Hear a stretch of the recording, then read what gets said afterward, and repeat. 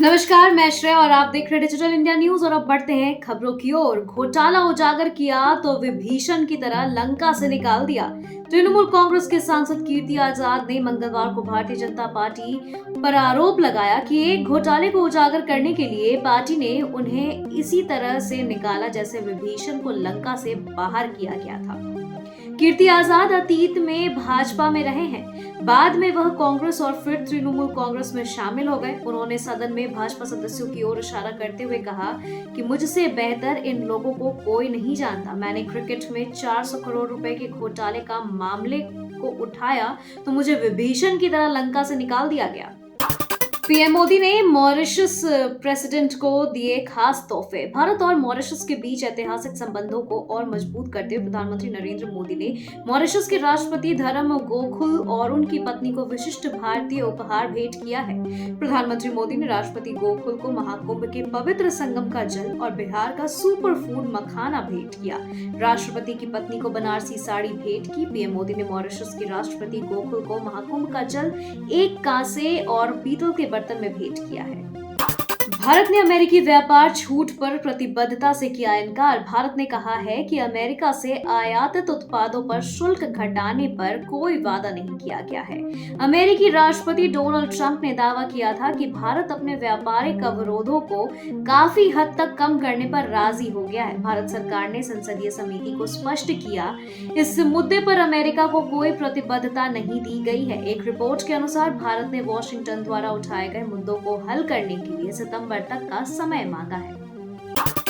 चर्चा में एक्टर विजय की इफ्तार पार्टी। तमिल सुपरस्टार थलापति विजय की इफ्तार पार्टी अब विवादों के घेरे में आ गई है। जहां एक तरफ उनकी इस पहल को सेक्युलरिज्म से मिसाल बताया जा रहा है, वहीं दूसरी ओर मुस्लिम संगठन तमिलनाडु सन्नत जमात ने इस पर आपत्ति जताते हुए पुलिस में शिकायत दर्ज कराई है। संगठन का आरोप है कि इस इफ्तार में नशे में धुत और आपराधिक प्रवृत्ति के लोग शामिल थे, जिससे मुसलमानों की बेइज्जती हुई।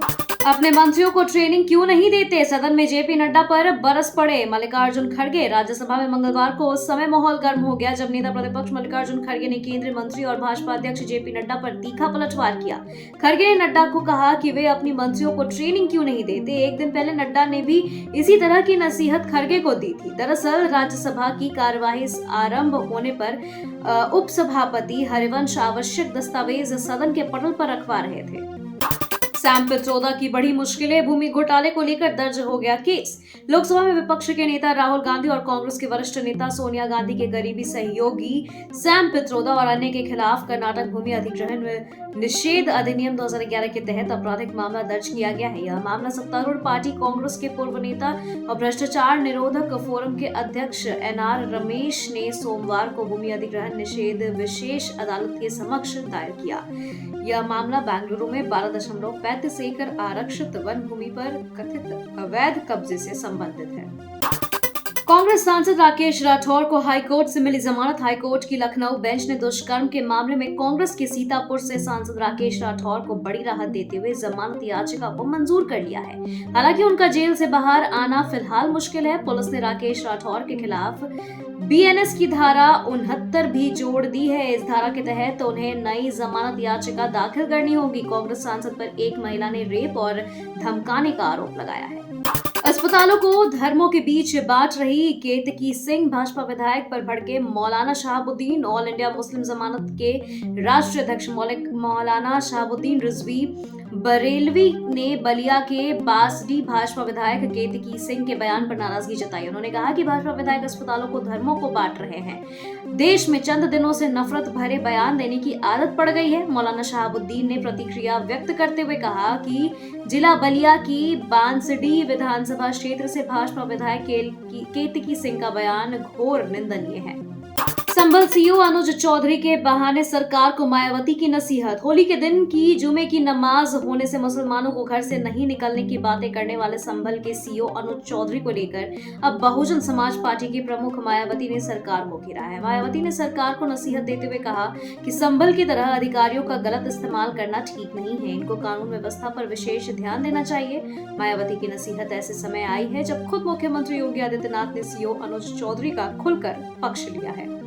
अस्पताल में मुसलमानों के लिए हो अलग वार्ड। बीजेपी विधायक केतकी सिंह ने सीएम योगी से की मांग। विधानसभा सदन में भोजपुरी में बोलने वाली बलिया के बांसडी विधायक केतकी सिंह ने एक हैरान कर देने वाला बयान दिया है। सोमवार को बलिया पहुंची भाजपा एमएलए ने मीडिया से बातचीत करते हुए अस्पतालों में मुसलमानों के लिए अलग वार्ड बनाने की बात कही। उन्होंने कहा कि मुस्लिमों के लिए एक अलग विंग या बिल्डिंग बनानी चाहिए जिससे हिंदू समुदाय सुरक्षित महसूस कर सके। उनका ये बयान अब सोशल मीडिया पर जमकर बवाल मचा रहा है।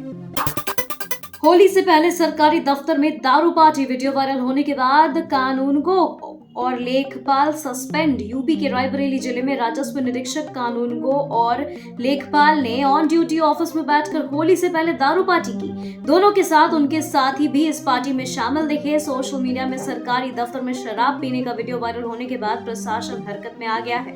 इसके ज्वाइंट मजिस्ट्रेट ने राजस्व निरीक्षक और लेखपाल पर एक्शन किया है। वहीं विभाग ने दोनों को निलंबित कर दिया, साथ ही मामले की जांच तहसीलदार को सौंपी है।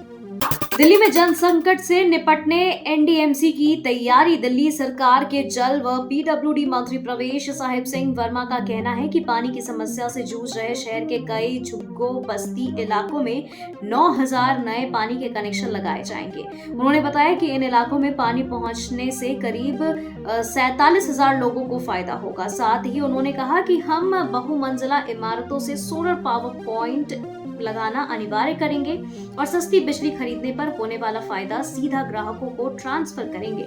यह बात उन्होंने एनडीएमसी के सदस्य के रूप में शपथ लेने के बाद हुई बैठक में कही है।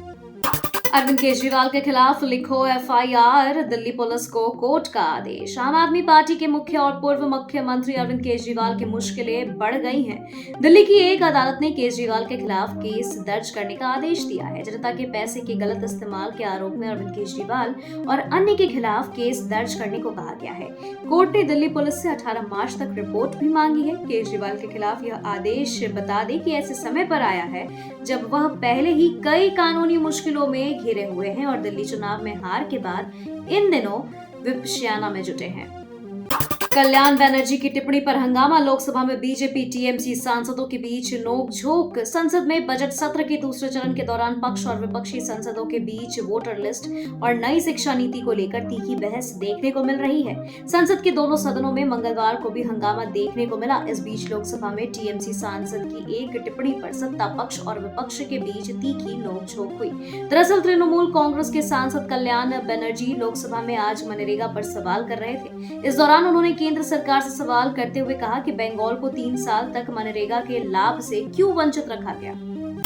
एनडीए से अलग होते ही नीतीश कुमार पर बरसे पशुपति पारस। राष्ट्रीय लोक जनशक्ति पार्टी चीफ पशुपति पारस ने अपने पुराने सहयोगी दल पर निशाना साधा है। नीतीश कुमार पर करारा हमला बोलते हुए उन्होंने कहा है कि बिहार की जनता अब बदलाव चाहती है। पशुपति पारस ने आरा में एक कार्यक्रम के दौरान कहा कि पिछले 20 वर्षों से बिहार में निकम्मी सरकार है जिसने 20 वर्षों में एक भी कल कारखाने नहीं लगवाए।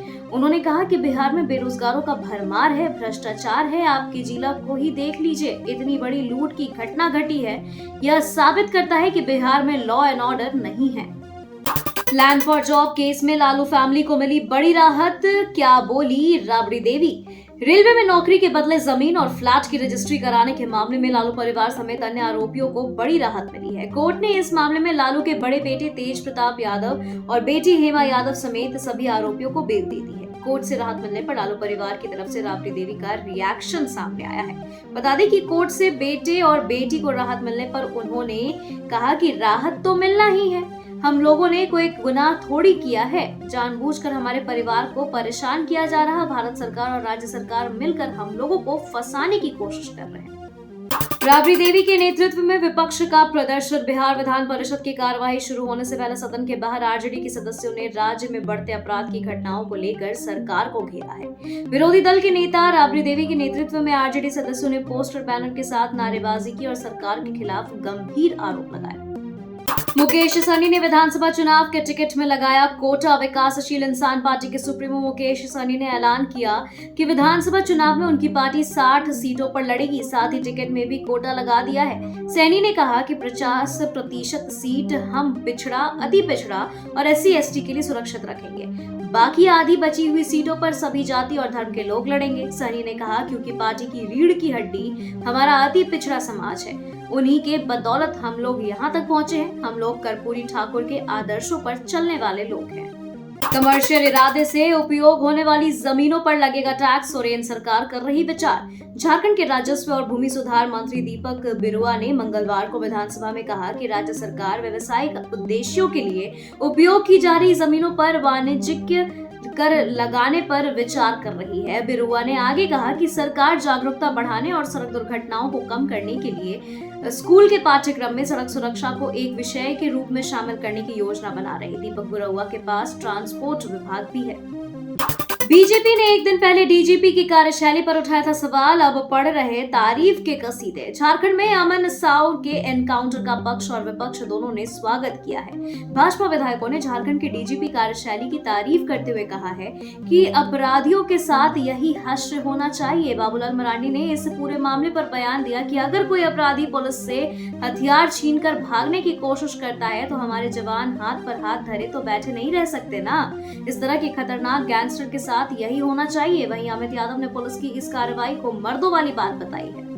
पाकिस्तान में ट्रेन अगवा, बलूच बंदूकधारियों ने 450 से ज्यादा यात्रियों को बनाया बंधक। पाकिस्तान में जफ्फार एक्सप्रेस ट्रेन पर मंगलवार को बंदूकधारियों ने हमला कर दिया।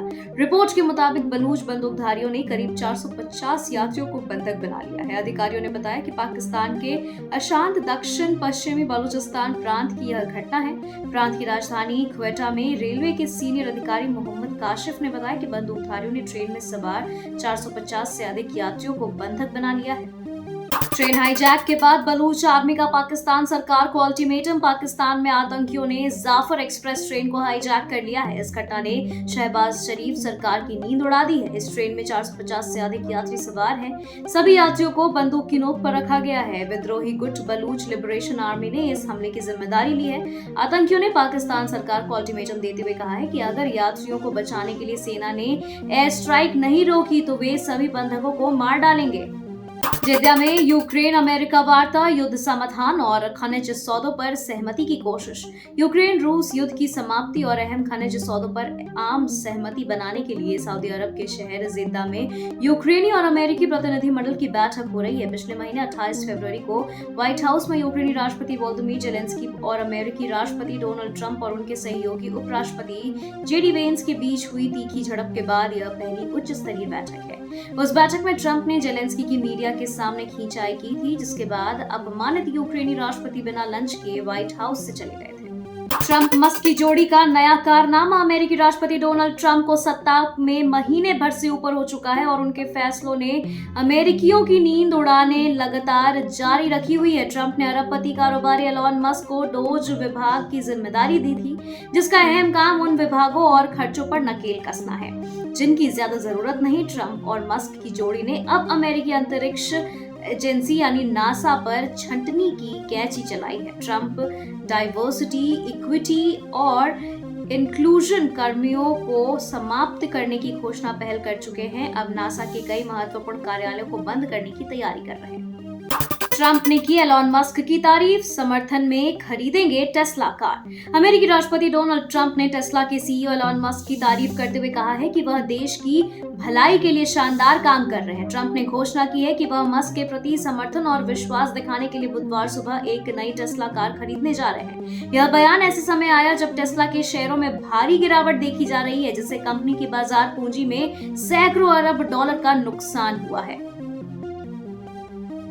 खबरों के सिलसिलों में फिलहाल इतना ही। बने रहे डिजिटल इंडिया न्यूज के साथ। नमस्कार।